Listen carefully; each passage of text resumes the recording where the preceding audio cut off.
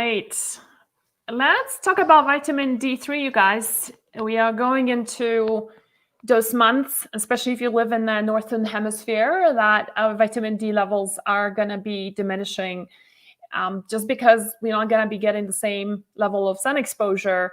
And I want to also explain that a little bit because a lot of people think like, hey, I'm in winter and, there's a lot of sun out there. In fact, I live in Boulder, Colorado, where we have about 300 days of sun throughout the year. And so we get a lot of sunny days. Problem is that the angle at which the rays will be hitting your skin will determine if you can generate vitamin D3 from the sun or not. And so I want to show you some examples of that. And there's different ways of very pedestrian ways of measuring that, including the length of your shadow. Does anyone know this?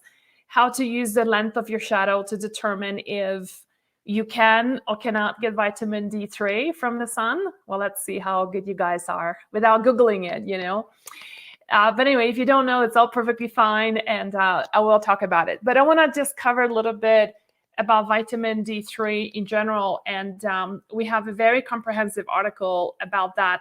I want to just talk a little bit about the benefits of it, so that you have a little bit more appreciation for it, and then make a decision whether you need to supplement or not. So I also want to talk in today's video about the symptoms, some symptoms that you can observe in your own body right away and know whether you're vitamin D3 deficient if you can't get to doing some labs. Although, even the most conservative doctors today do testing for vitamin D3 because there are so many studies now showing the importance of vitamin D3 that most of the time you don't even have to argue with your doctor about getting that. But before but for whatever reason, if you don't want to do that, then there's various other ways that we can talk about. What are some of the ways to figure this out yourself really quickly? But I want to talk about first vitamin D3 and the role they play in your overall health and especially hormones. So the first thing is, for those of you who have Hashimotos disease, which is an autoimmune disease that affects the thyroid function, Hashimoto's antibodies, there's a number of studies that show that there's one, for example, that we are citing here is that 83% of the subjects that were given not even very high levels of vitamin D, between 1,200 to 4,000 IUs for 4 months, 83% of them showed a drop by 20% of the antibodies, without even doing anything else, without any other interventions. Surely when you combine it with a good diet and all these other things for Hashimoto's, you'll see the antibodies dropping significantly, even more so. But that's just based on vitamin D, which is very promising. There is a study that I'm also citing in that article, and Kamalani will post that article on both on all the places that I'm talking right now. Kamalani, I'm just going to drop that link in the private chat here. So that article, it took me months to really write it, but that's one of the things you will see it there.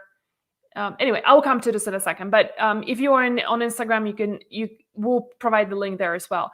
So the other thing is, we often think about strong bones and women going into osteoporosis or having an onset of osteoporosis, also known as osteopenia. We always think about, strong bones as calcium. And if you follow us for a while, I hope you know by now that it's not just calcium. Calcium is just one of the building compounds. It needs magnesium, it needs boron, it needs manganese, it needs estrogen, sufficient progesterone, but it also needs vitamin D3 in order to put that calcium into the bones and start forming a bone structure. And so D3 is incredibly important for that. There is a study on top of that article that shows a chart this was actually done a year and a half ago, in April 2020, when COVID first started, that just shows the correlation between people who are vitamin D deficient and how much more they suffer from COVID symptoms versus those that are very well stocked up, if you will, in vitamin D3. And it was a subject, it was a study of 1,212 people, so not huge, but pretty significant, I would say. And it basically shows you that people who had 96% of people who only had mild symptoms of COVID were in 30 nanograms a milliliter, so 30 or above, in vitamin D3, which actually it's not even a very high number. If you follow some of the functional medicine doctors for Hashimoto's disease, for example, a lot of people who work with in a paradigm of autoimmune diseases, and myself, linked hormones, we adopt the functional ranges, and that is a functional medicine says that you've got to be around the range of 60 and above nanograms per milliliter, right? So that is, and so the COVID test that was correlating vitamin D3 with the levels of vitamin D. These vitamin Ds were just 30 or more, not even very high, which is really interesting. But so many people are so deficient. One thing to be conscious of is your lab test will say that anything above, like if you are just above 15, you're good to go.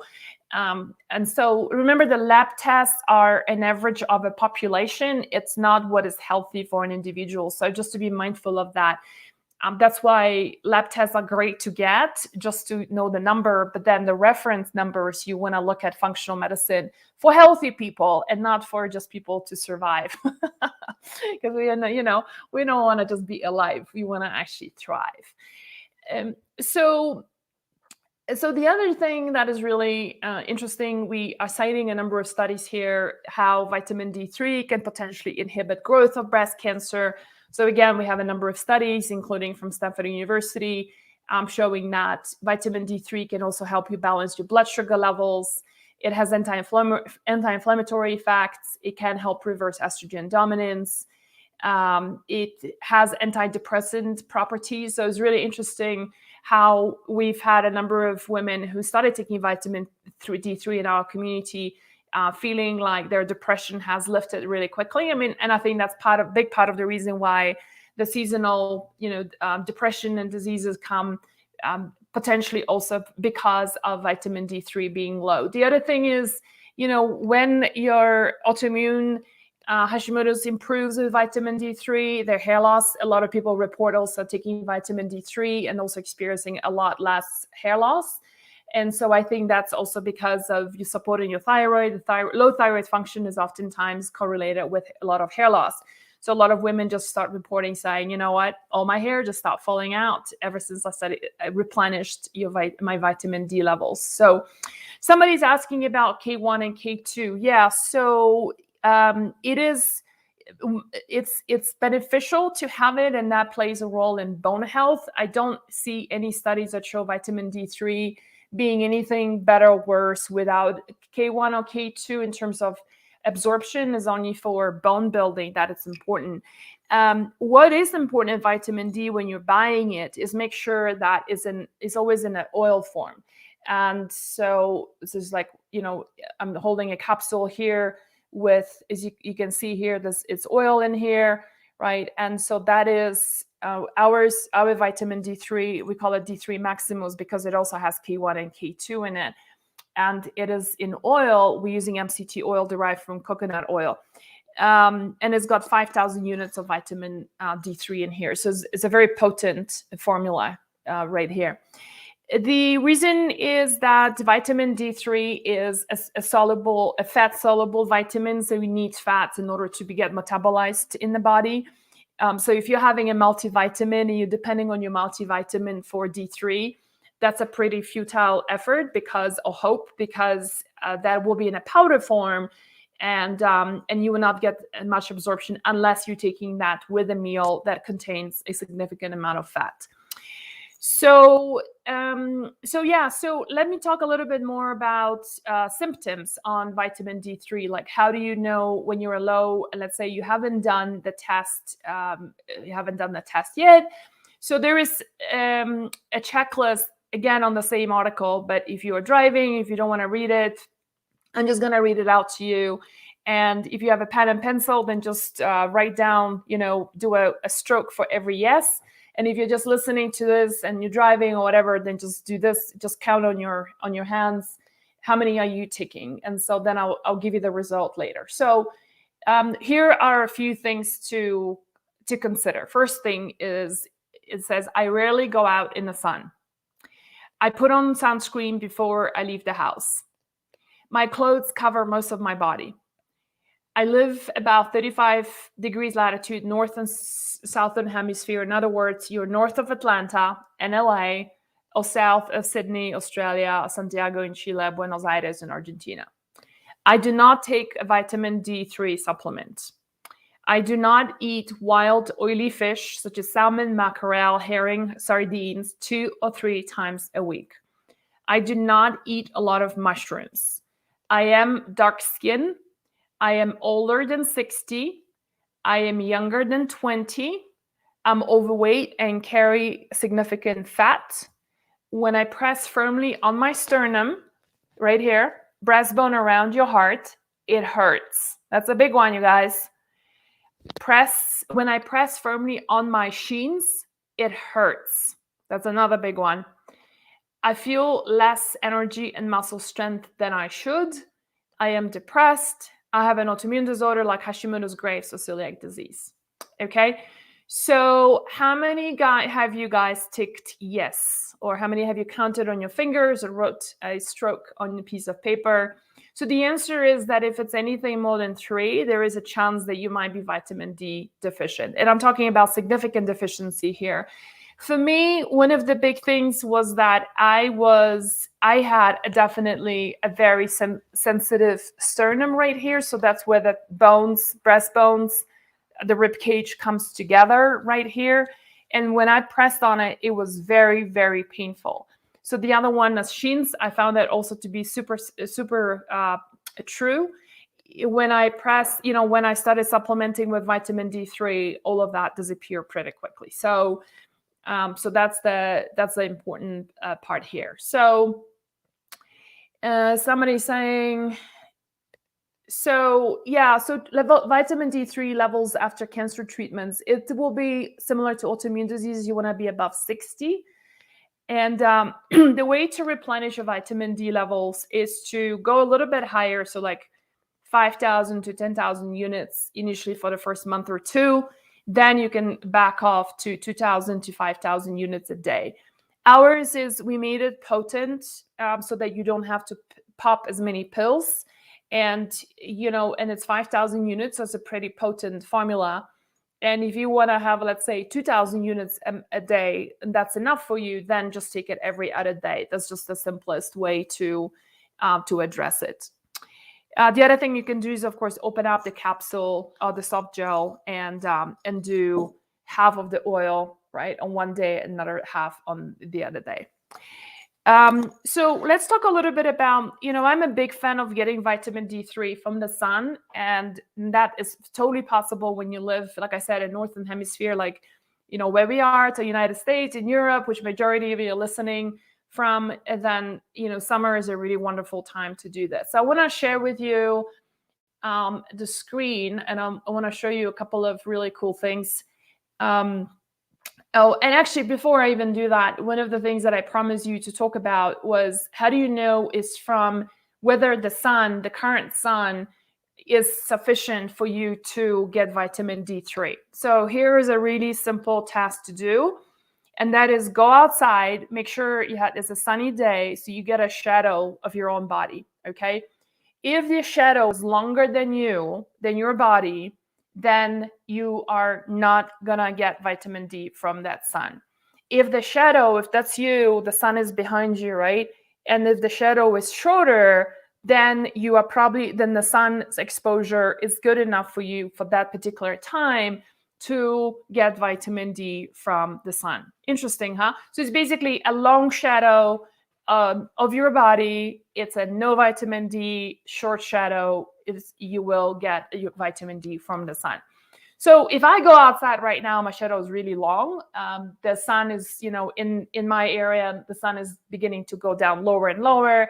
The angle at which it falls on the skin is not going to help you produce sufficient vitamin D as such. So some people are asking about Dminder. Yes, so that's a great app. I will talk about this in a second. Let me just go over to that thing that I want to share.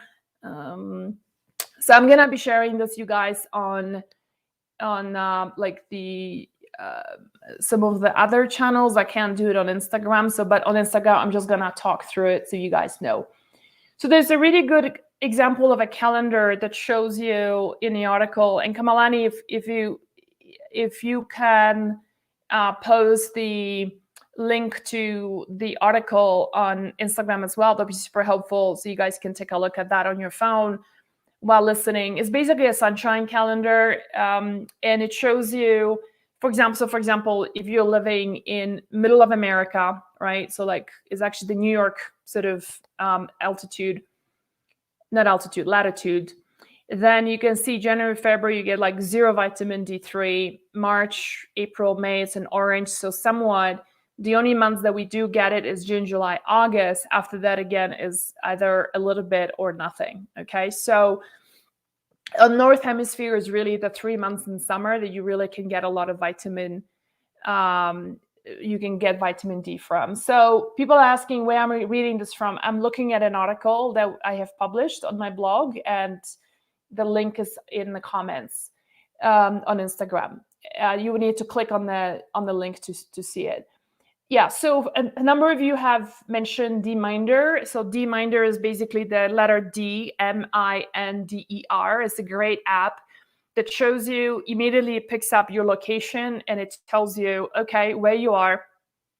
So as you can see here, like I did a screenshot of mine showing Boulder, Colorado, what altitude, at what angle is the sun right now, and even tells you that the current exposure gives me, for example, 26 nanogram per milliliter of vitamin D3 from the sun itself. So it's a really cool app to use. Like it just detects your location immediately, and then you get this all done. So the other one is the shadow rule that I talked about. The other thing to consider is skin color. So skin color can make a very big difference.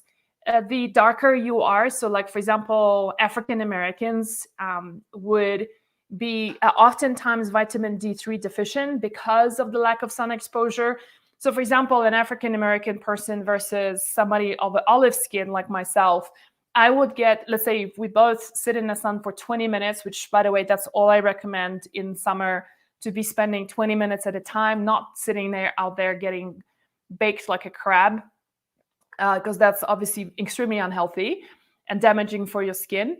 And by the way, this is just a quick thing here on melanoma and all the various different skin conditions that are carcinogenic in nature. Most people with melanoma also have extremely low vitamin D3 levels, so that you know. So it's in some ways a lot of the cancer community societies are sponsored also by various different companies that actually make sunscreen products that are very toxic. And when I used to work for Johnson & Johnson, and Neutrogena was one of the brands I worked on, we will start promoting sunblocks as early as March and April of a year to already start creating the whole fear around about sun exposure and fear. And the truth is that most people with, there is a strong correlation between, yes, of course, somebody who was sitting in the sun like the way my mother used to sunbathe, back in the 70s and 80s, sitting out in the sun 12 hours a day, getting baked and looking so we couldn't recognize her. I'm not talking about that kind of sun exposure. I'm talking about sun exposure that 20, 30 minutes in a day without sunblock is actually super healthful to your body and replenishing vitamin D3. So back to the skin color. Let's say if I'm in the sun for 20 minutes with a friend who is Black, I will get a lot more vitamin D as compared to her. So that's really interesting how the skin color can play a role here. Let's see what else is there. So in the article, I talk about the whole vitamin D3 and skin cancer connection. Vitamin D3 is also a huge cofactor for a lot of your immune responses. And so there is a whole table there showing you, if you can see here, how much of your innate and an adaptive immune system, how it functions, and how many of them requires vitamin D. So if you just look at the innate immune system, for example, here you've got vitamin D. You've got vitamin D right here. You have vitamin D here. You have vitamin D here. You have an antibody production right here. You have antimicrobial activity, vitamin D. So those are all cofactors, vitamin D right here. So you can see this is huge, how much vitamin D plays a role in your immune system. So just to be super mindful of that. We are going into difficult months where our immune system is going to take a bit of a hit. We're going to be much more indoors. And so, replenishing your vitamin D and doing it now, because remember, it takes about a month or two, some people as long as 3 months, if you have a poor absorption, to fully replenish your vitamin D levels to hit that 60 to 80 is your sweet spot of being in vitamin D level. Okay. So let's see what questions we have. And then,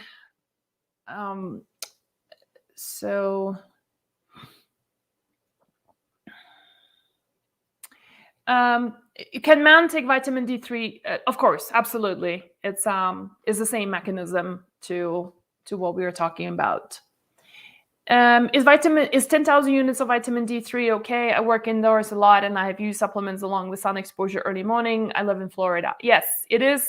But you don't need to take that much for a long time. It's measure your vitamin D levels, and after a few months of taking that kind of dose, this is a high dose. I typically don't recommend more than 2,000 units a day. So in our case here, we designed the product in a way that it's because so many people are deficient. And I thought if we do this 2,000 units per capsule, then you need to do 5 capsules. And most people don't want to do that many supplements. So that's why we developed it as a sort of a middle ground that's 5,000 units. So you take it every other day. Once you're on a maintenance dose, that gives you about 2,500 units a day. But if you are deficient, then you do 2 capsules for a couple of months to absorb. There's a question I already answered. You are coming in late. Do you need vitamin K to absorb vitamin D? No, you don't. It's more important is that your vitamin D need to be in an oil form and not in a dry form like in a multivitamin. The K1 and K2 are beneficial for bone formation for vitamin D, but not for overall absorption. I've taken many times vitamin D without the K1 and K2, and it really helped me as well. Now, some of you, let me also talk about something else. There is some people have what's called a vitamin D receptor mutation, so VRD gene that is not functioning 100%. So unfortunately, I'm one of those people. And I remember I did an experiment when I was in Sicily for a couple of months. And one of the months I had a house to myself with this beautiful yard and all these, lemon trees and orange trees. It's so amazing. And I decided that I'm not going to take any vitamin D. I will just do sun exposure. And so I was butt naked out there in my yard for, 20 minutes, 30 minutes a day. And then I returned to the United States. I measured my vitamin D and it was like 35. I was like, what's going on? I just sat in the sun every day in Sicily in summer. You can't get better than that. It doesn't matter. For people who have the VDR gene SNPs, we just need a lot more vitamin D to get through to the cell because that is the gene that converts sunshine to vitamin D. So people like us, and you can get this easily done through 23andMe, then you upload that to the various different like MTHFR. I'm forgetting the name of the service right now. There's various different services that they interpret that data for you, and MTHFR support. That's the name of the website, and then get it interpreted, and then you see whether you have that gene or not. So for those of us, you just need higher doses, and in summer, definitely supporting that with sun exposure would be super helpful. Let's see what other questions. So Patricia is saying my vitamin D levels are 37.9. I get the sun every day in Kentucky. I always take vitamin D, but my vitamin D is very low. So yeah, so this could be, Patricia, that could be the reason what I explained just now. And one thing is to, especially going into winter months right now, going in the sun is not going to help you. The best thing to do is just up your vitamin D levels and make sure you're getting a quality vitamin D supplement.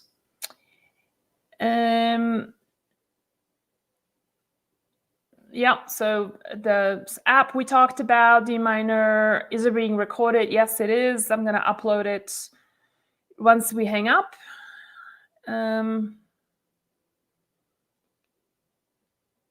Okay. Somebody's saying, can you use a pretty lamp for the winter? So you need to find out whether it's like legit. I have not found a lamp yet that can help with that. Yeah, it's gonna be uploaded, you guys. So yes, you can replay it later. 2 years ago, I had high vitamin D. So what is high? You need to determine that, because if you're taking, high by functional medicine standards or high by the regular lab ranges, right? So that makes a very big difference. I would say if it was more than 80, then it's better to back off. And the 60 to 80 is your sweet spot where you want to be. Okay. All right. So I think we're good for this one. If you want to support us, our store, we have our vitamin D3 Maximus in our store, and it's oil-based, and it contains K1 and K2 as well. So that's especially for bone formation, super helpful. If you have your own favorite brand, that's great too. Just make sure it's in oil-based, it's not in a dry form. And if it is in dry form, then make sure you're taking that with hips of oil and fat in your diet as well. Okay. Thanks, everyone. And I hope you have a lovely weekend. My weekend starts tomorrow morning, so I'm looking forward to that. I'm going to be doing a lot of outdoorsy stuff because it seems like it's the last weekend that's going to be actually warm in here in Colorado. So before the crazy winter starts. All right. Thanks, everyone. And have a great one. And I'll see you soon. Bye.